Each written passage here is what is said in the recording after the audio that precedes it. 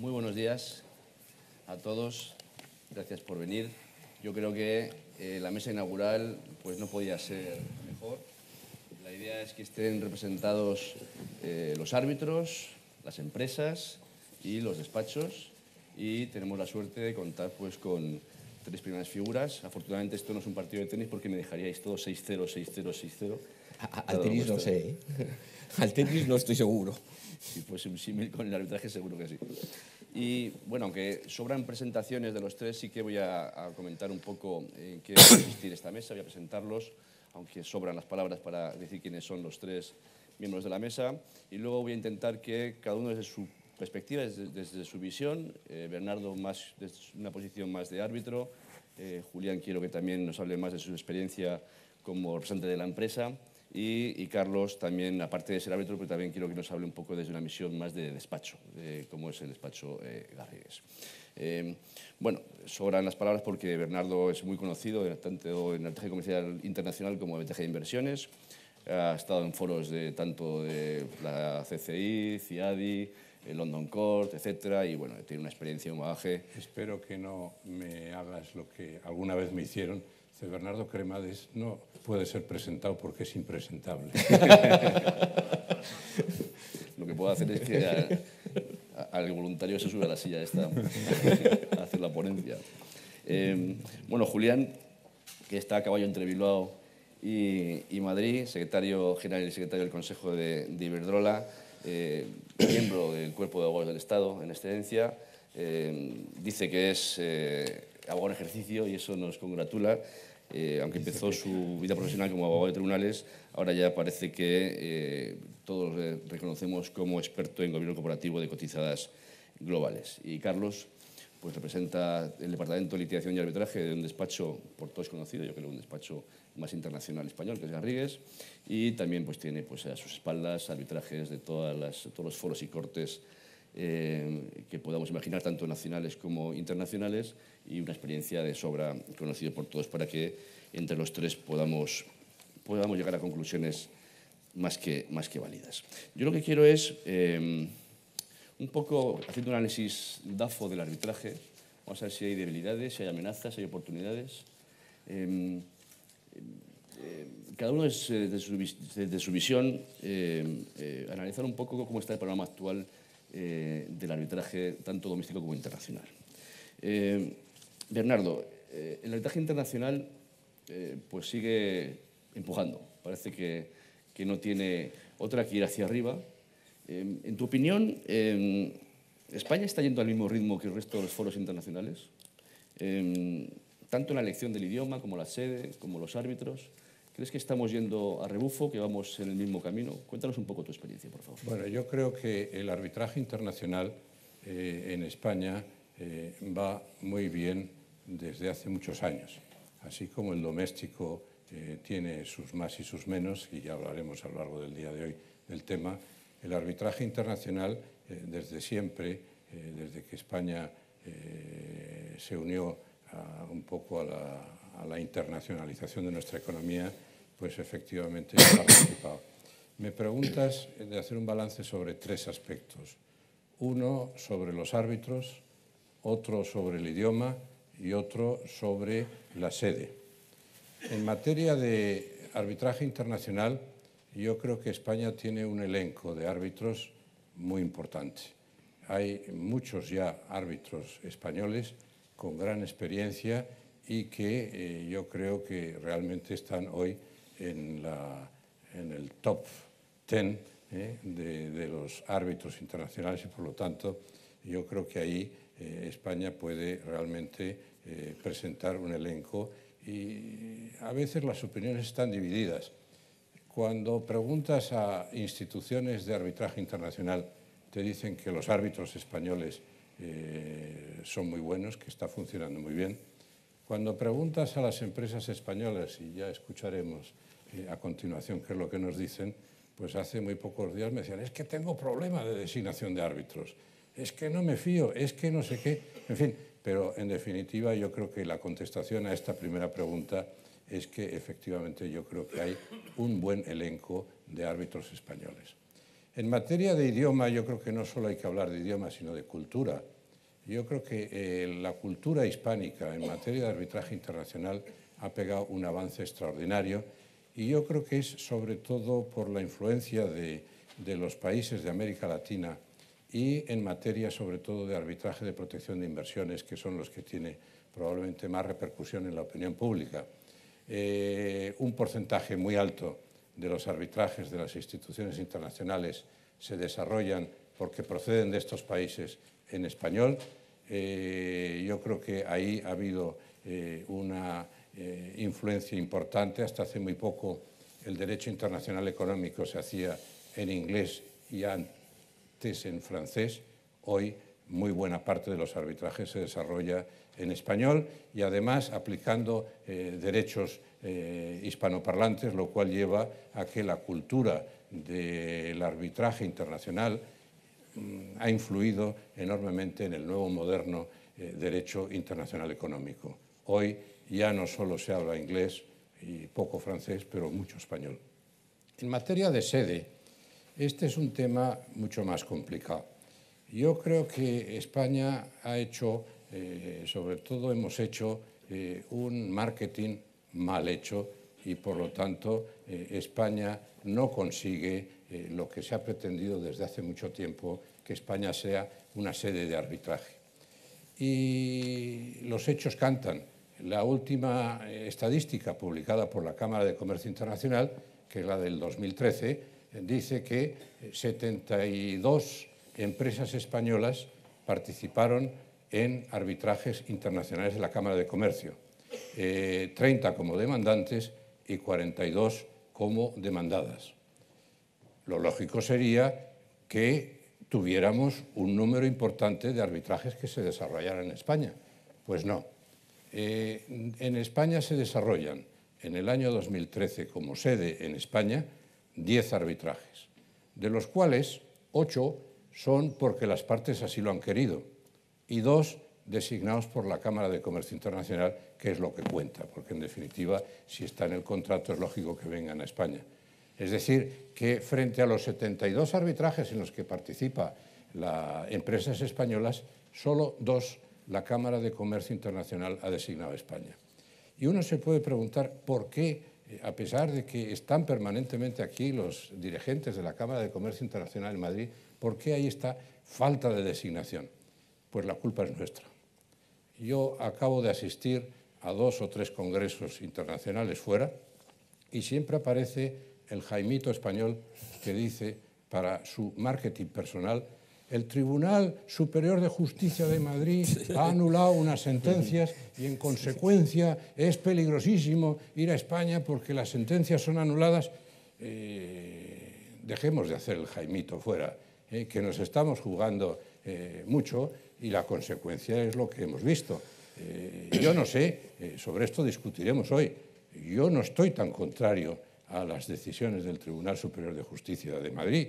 Yo creo que el orden público, económico, debe ser respetado por los árbitros. Nos han pegado un buen tirón de orejas en estas sentencias, que algunas de ellas son muy buenas, y por lo tanto yo creo que hay que sacar las consecuencias, pero desde luego algo hay que pedir es que no hagamos el Jaimito por ahí fuera. No hagamos el Jaimito. Muchas gracias, Julián. Claro, los tres sois referente, cada uno en su ámbito. Lo que el ser guía, tanto como empresa como la propia personalidad de Julián Martínez Simancas, pues a todos evidentemente nos influye. Pero una empresa como Iberdrola, a la hora en foros internacionales es verdad que no queda otra. Acudir al arbitraje es algo natural. En cambio, todavía en temas domésticos parece que algunas empresas, sobre todo las cotizadas, unas sí que acuden de una forma más o menos habitual, como puede ser el caso de Abengoa, por ejemplo, pero otras parece que no acaban de acudir al arbitraje en temas domésticos, aunque en internacional, evidentemente, sí. ¿Qué le pide una empresa como Iberdrola? ¿Cuál es la experiencia que tiene Iberdrola para poder determinar si va a acudir de una forma habitual, natural, a esta herramienta en lugar de ir a los juzgados? Pues no sé, Javier. Yo primero quería decirte que a un tímido patológico como soy yo, traerle a este foro, la verdad es que tengo que superar mi natural miedo escénico, Pero bueno, superado eso y superado que nuestra amistad está por encima, porque si no te mataría, pues, porque es así. Hombre, yo creo que yo hablo de lo mío, yo de los demás no ni sé ni debo hablar. Yo creo que para nosotros todavía lo que es la contratación en masa y la contratación con nuestros clientes, la tranquilidad, el rigor que nos dan los jueces y tribunales y sobre todo pues, la aceptación social nos hace que el paso al arbitraje ni siquiera nos lo hayamos planteado. En el tipo de contratación en masa, luego sí que tenemos determinadas operaciones en las que luego, si me das ocasión, os contaría, en las que entramos en arbitraje, pero en general y para la contratación con los clientes y particulares, pues nos parece que el territorio natural son los juzgados y tribunales, además del lugar donde el contrato de suministro se realiza y por lo tanto pues esa es nuestra posición. Muchas gracias. Carlos, te preguntaba y me decías, como me preguntas eso te vas a enterar. Un despacho como Garrigues maneja consignas, quiero decir, se acude a arbitraje por norma, no se acude a arbitraje por norma, depende de los clientes, depende de los contratos. ¿Hay alguna instrucción dada para que se acuda a arbitraje en temas domésticos, en temas internacionales? ¿Cómo lo hacéis en un despacho como el vuestro? Pues yo también tengo que superar el miedo escénico, porque este es un escenario totalmente diferente. No, nunca me he encontrado así. Totalmente. Lo comentábamos antes. Dice la mesa, ¿dónde está la mesa? Claro, dice la mesa y dice, no tiene no hay mesa. ¿No? Consigna, eso, la verdad es que es una palabra que suena un tanto conspiratoria, ¿no? Te podría contestar rapidísimamente, no hay ninguna consigna, no hay ninguna consigna. Y podríamos extendernos aquí muchísimo porque yo creo que mis compañeros que cuando venimos a todos estos congresos nos encontramos todos, lo van a entender muy bien, ¿no? Yo creo que el papel del abogado externo a veces se confunde, es decir, se cree que nosotros somos los que recomendamos, los que y metemos en las compañías las cláusulas arbitrales y no es así. Es decir, aquí está Julián, una compañía como Iberdrola que tiene es decir, la Secretaría General son las que toman las decisiones estratégicas normalmente en todos los sentidos. Luego es verdad que hay otras, ¿no? Pero consigna no hay porque creo que no puede haber. Lo que sí que hay es qué papel jugamos los abogados de un despacho multidisciplinar como Garrigues, como muchos otros, dentro del despacho. Es decir, nosotros somos especialistas de un departamento, de un equipo, que es de arbitraje y litigación. Nosotros, el rol que jugamos no es negociar contratos. Nosotros no redactamos contratos generalmente. Eso lo hacen nuestros compañeros de los departamentos normalmente mercantiles en sus diferentes especialidades. Son ellos los que lo hacen, o los clientes, sus asesorías jurídicas, que son tremendamente sofisticadas, ¿no? Por lo tanto, ¿cuándo participamos nosotros de verdad? ¿Cuándo nos llaman? Como decimos, cuando hay un fuego, cuando hay una situación prelitigiosa, cuando hay una situación litigiosa. Normalmente. Esto ha cambiado. Ya os diré que creo que ha cambiado y no sé lo que pensarán el resto, ¿no? ¿Y nosotros qué hacemos cuando nos llaman? Nosotros llegamos ahí, a esa reunión, nos empiezan a contar siempre de qué va y nosotros pedimos el contrato. Le damos la vuelta y lo abrimos por la última página. ¿Por qué? Porque queremos saber cuál es el campo de batalla en el que nos vamos a encontrar. Eso es lo primero que queremos saber. Es decir, nos interesan las dos últimas cláusulas, la ley aplicable y la jurisdicción, antes de que nos cuenten cualquier cosa, porque van a ser lo que nos vamos a encontrar, ¿no?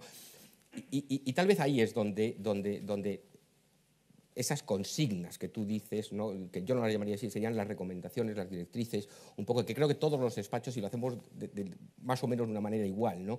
Grandes, tenemos muy claras. Es decir, tenemos que intentar evitar, y todavía, ya te digo, ha cambiado muchísimo esto en los últimos años, esa denominación que existía, que dieron los americanos a esas dos cláusulas, que las llamaban las midnight clauses, las cláusulas de medianoche, ¿no? Esas cláusulas que se llegaba al final del contrato, porque están al final del contrato, y nadie les prestaba la suficiente atención y se elegía lo que parecía razonable, pero sin un proceso a lo mejor importante de reflexión y de negociación. Y ahí solo son, no consignas, dos recomendaciones siempre, ¿no?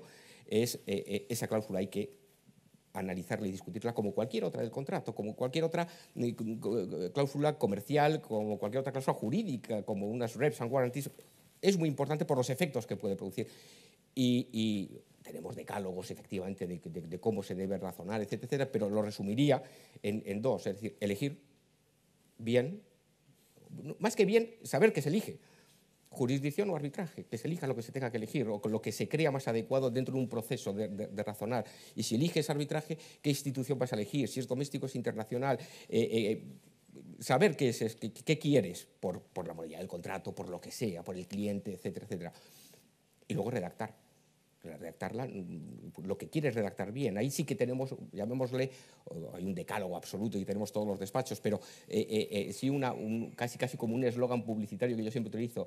A la hora de redactar, normalmente menos es más, estas cláusulas. Cuanto coges los elementos esenciales y eso es suficiente. Yo creo que esto, que deviene en cláusulas patológicas, ha evolucionado muchísimo, ha cambiado. Ya no te encuentras tantas. Y te lo digo esto cuando me encontré hace poco, te estoy hablando hace 2 meses, pues estas situaciones en las que te encuentras y haces ese ejercicio. Alguien que te dice, tengo un arbitraje en Panamá, y cuando vas, miras la última página, lo ves, la cláusula está perfecta. Y te quedas pensando y dices, ¿esta institución arbitral? No te sabes todas las instituciones arbitrales del mundo, pero sabes que en Panamá hay 2. Y dices, bueno, pues será otra. No existe. Hay un problema, es decir, hay un problema grave. Eso es lo que yo creo que en mucha menor medida, pero eso creo que son las consignas. No elegir, obviamente sí optamos, sí recomendamos. Ha dicho Bernardo, el arbitraje internacional, lo has dicho tú, eso no es una opción. Eso es lo que es. Lo único, a nadie le gusta someterse a una jurisdicción de otro país. Y da igual que sea Francia o Alemania, no, cada uno. Y el doméstico, pues sí, es una opción. Es una opción, lo que pasa es que ahí, Julián ha dicho una cosa que creo que es muy importante. Y yo lo que yo decía al principio, nosotros recomendamos. Es decir, habría mucho que hablar en cuál es el papel del abogado externo con el abogado interno y dentro del abogado interno. Los diferentes tipos de empresas y las diferentes configuraciones de esas asesorías jurídicas, quién toma las decisiones y cómo están establecidas esas decisiones. No es lo mismo. Tú puedes recomendar, analizándolo claramente, por qué. Ha dicho Bernardo, tenemos buenos árbitros, tenemos buenas instituciones internas, por supuesto, también. Pero las decisiones estratégicas en compañías, por ejemplo, muy grandes, son decisiones estratégicas que vienen de Secretaría General, pero son corporativas, son mucho más allá. Es decir, pues no tiene que ser el arbitraje doméstico porque sí, puede ser o no puede ser, depende, ¿no? Es más complejo. La gente cree que somos los prescriptores de las cláusulas. No, yo creo que no.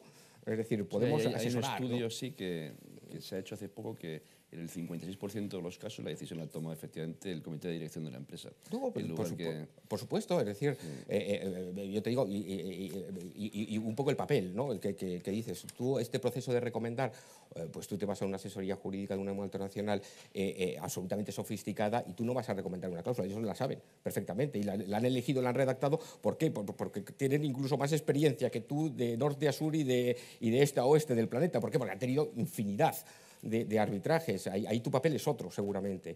Te contratan para que bajo la coordinación del General Counsel, del Secretario General, lleves un tema. En otros casos es diferente, yo creo. Pero sí, no quería dejar de decir... Estoy yo muy seguro, ¿eh? ¿No?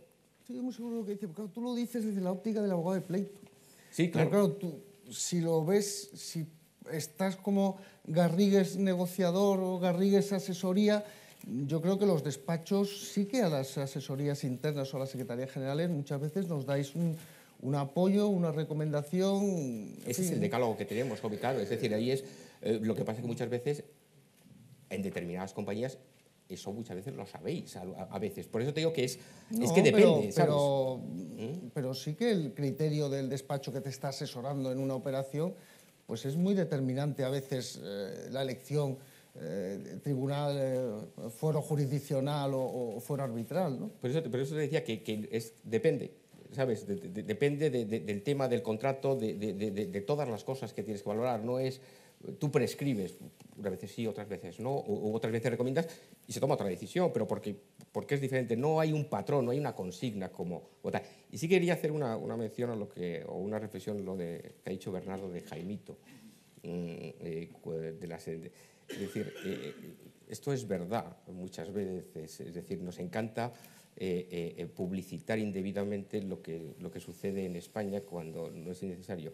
Mucho más dramático, y no hablamos de ello, han sido decisiones que no es mal de muchos consuelo de tontos, porque no es así. La famosa sentencia UK Border en Londres, anulando un laudo de los más importantes y bueno, eso pasa en las mejores familias Sí. y tendrá que ser así. Es decir, esas cosas, pues si está mal, pues estará mal. Por eso No hay se llama más. control del arbitraje. Y Julián, Es el control jurisdiccional. en vuestra experiencia, ¿te queda buen sabor de boca cuando acudís a arbitraje? Bueno, luego os lo cuento, luego os lo cuento. Como Julio Iglesias, a veces sí, a veces No, no lo sé, pues no sé. La verdad, nosotros estamos más cómodos en los juzgados y tribunales que con el arbitraje. Dicho así, es nuestra sensación, ¿no? Como empresa, no solamente personal. O sea, tenemos trabajo por delante para convenceros de lo contrario. A ver si lo conseguimos en los próximos meses. También me gustaría hablar un poco de lo que se llama ahora esto de la marca España, que también está tan de moda. Aunque luego también entraremos en el detalle y sí me gustaría pues, que nos contase Julia su experiencia internacional y, bueno, y las razones por las que al final efectivamente los juzgados es una opción más elegida por parte de una empresa de la importancia de Iberdrola. Pero, Bernardo, hablando de marca España, tener árbitros, efectivamente, empresas, despachos que hacen marca España es importante. ¿Tú crees que el arbitraje también pondera en la marca de un país? ¿Y de qué manera? Hombre, yo creo que pondera muchísimo, porque yo creo que el arbitraje internacional, estamos hablando, pues efectivamente supone lo que hablábamos antes, supone un participar en la cultura jurídica internacional, supone participar en la construcción de un nuevo derecho económico internacional, y yo creo que ahí el mundo hispánico tiene mucho que decir, y por lo tanto yo creo que todos estos laudos que se están dictando, porque ha habido un cambio radical dentro del derecho internacional económico. Hasta hace muy poco el derecho internacional lo hacían en La Haya unos cuantos magistrados, y eso es lo que realmente constituía el elenco del derecho internacional. Hoy hay miles de arbitrajes que además se publicitan y que eso crea una opinio juris que es la base de la costumbre internacional. Es decir, que yo creo que desde el punto de vista jurídico es muy importante la presencia que estamos teniendo en el arbitraje internacional, pero no solo desde el punto de vista jurídico, sino también político. Es decir, muchos de los conflictos que hoy se están resolviendo por ahí fuera tienen como base la posibilidad de acudir a un arbitraje internacional. Y yo creo que esto ha cambiado. Hasta hace muy poco los sujetos del derecho internacional eran solo los Estados.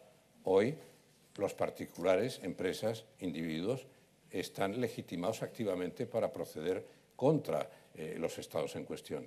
Y yo creo que esto ha cambiado muchísimo y da una fuerza enorme en una negociación de que el Estado sepa que si no concede lo que es justo a esa empresa, pues se puede reclamar directamente ante un tribunal internacional.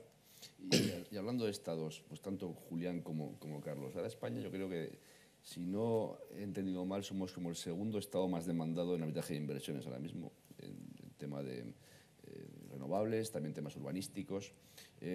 Claro, Iberdrola es más inversora en otros países y también se habrá encontrado evidentemente con algún que otro arbitraje CIADI, y tanto Bernardo como Carlos, pues en su experiencia como árbitros también y abogados defensores de inversores, ¿está España preparada para ser demandada de forma y eso es bueno, que España de repente aparezca en el mapa como un Estado donde recibe tantas demandas de inversiones? No, vamos a ver, si entiendes por si está preparado el Reino de España para eso, pues habrá que preguntárselo al Reino de España, no te puedo decir. Yo sí que creo que España tiene en este momento una generación de oro, de juristas, de economistas, de ingenieros. O sea, yo creo que el nivel de preparación en España es muy grande. Yo cuando veo los currícula que a veces pues circulan por las empresas y lo digo, pues si es mejor que el mío, si yo no tengo más que una carrera, ahora todo el mundo tiene 2 carreras, si yo no sé más que hablar un idioma, ahora todos hablan 3. O sea, a mí me parece que en este momento España tiene una generación de oro de profesionales muy preparados y que la verdad que luce mucho, ¿no? Ya, no sé, a nivel, si tenemos pocos o muchos pleitos, por ejemplo, Iberdrola no tiene pleitos más que en España, o sea, que nosotros ni en el Reino Unido, ni en Estados Unidos, ni en México, ni en Brasil tenemos cantidad sustancial de pleitos. ¿Hay más en España? Bueno, no lo sé, supongo que también será un momento coyuntural de la regulación eléctrica en concreto aquí, ¿no? Pero a mí me parece bueno, pues que será como un pequeño sarampión que tendrá que pasar a lo mejor una reforma tan potente y tan profunda como se ha hecho en el sector, ¿no? Pero no, Mateo, bueno, vosotros sabéis más tú sabes más que yo. Yo en esto creo porque en estos temas, es decir, en los de España yo no estamos, el despacho no está trabajando en eso, ¿no? Pero como decir, simplemente desde fuera, creo que lo has dicho tú, Julián, es decir, España está preparado, pues no sé si está preparado o no está preparado, yo creo que nadie está preparado para que le demanden nunca, pero bueno, le demandan, pero ha sido un momento coyuntural, es decir, yo creo que es decir, meterlo, es verdad que son arbitrajes de inversión, pero también los tiene Suiza, también los tiene Alemania. ¿Por qué? Pues se ha pasado un momento coyuntural en el que ha habido unas reformas y en el que determinadas empresas han entendido que tenían derecho a ejercitar sus derechos a través de la violación de los tratados bilaterales, bueno, la Carta de Energía en este caso. Y además yo tengo la sensación, perdona, que en realidad es un pleito, y un asunto, que es la retroactividad. Ese es un poco la retroactividad de la reforma. Si tú le quitas la retroactividad a la reforma, yo creo que desaparece el 90% de los pleitos, ¿no? Creo que ese es un tema que cuando se resuelva uno se han resuelto todos, me parece. Bueno, ahora tiene esto una connotación muy especial. España ha pasado de tener en el CIADI uno famoso, que era el Maffezzini, ahora a ser, con Venezuela y con Argentina, uno de los clientes más importantes del Banco Mundial. Efectivamente, tú dices, en cuanto se resuelva uno, hay un precedente, porque además en el Banco Mundial hay un consistent case law que enseguida se forma por la publicidad. Pero me preocupa que antes de ayer leí en un confidencial que España va a utilizar un sistema de defensa realmente pintoresco, y es entender que las energías renovables recibieron ayudas no admitidas por la Unión Europea. Todo esto nos mete en una dinámica muy distinta. Yo no puedo hablar mucho porque soy del tribunal que ahora está conociendo un caso donde hay una pelea a muerte entre la Comisión y Rumanía, y es como consecuencia de unos suecos que invierten en Rumanía. Rumanía no les da las subvenciones que les había prometido, y entonces interviene la Unión Europea diciendo que son ayudas ilegales y que por lo tanto prohíbe a Rumanía que pague esas ayudas. Y ahí estamos en el arbitraje peleándonos, y yo estoy en la supervisión de anulación del laudo en cuestión y por lo tanto no puedo entrar en detalles. Pero si España se mete en esa dinámica, yo no sé si nos conviene desde el punto de vista marca España, imagen. Es decir, España se ha caracterizado de siempre porque ha cumplido los laudos, y las empresas españolas han cumplido los laudos, y Maffezzini cumplió los laudos. Nos metemos en una dinámica de mal pagador, nos metemos en una dinámica que nos va a salir mal probablemente, porque mientras que lo que se discutía en Rumanía son ayudas sin ningún fundamento jurídico, sin embargo, las ayudas que se concedieron en renovables venían amparadas por la promoción que la Comisión había hecho de que el 20% de las energías fueran renovables en un plazo. Es decir, todo esto nos mete en una dinámica que yo no sé si es la que nos conviene o la que no nos conviene. Desde luego, en cualquier congreso hoy, el tema clave es Rumanía y las ayudas, arbitraje, enfrentamiento entre nuestro arbitraje y la Comisión Europea, todo esto. Yo no sé si a España le conviene meterse, además, en este tema con caballo perdedor. Pero no es nuevo, eso ya pasó. Con la Comisión Europea entre medias de los arbitrajes de inversión. Y ese argumento es verdad, salió en el Confidencial, pero era uno que ya estaba desde hace tiempo pensando como argumento de defensa. Que es verdad que no sé, yo ahí tampoco lo sé, no puedo opinar mucho.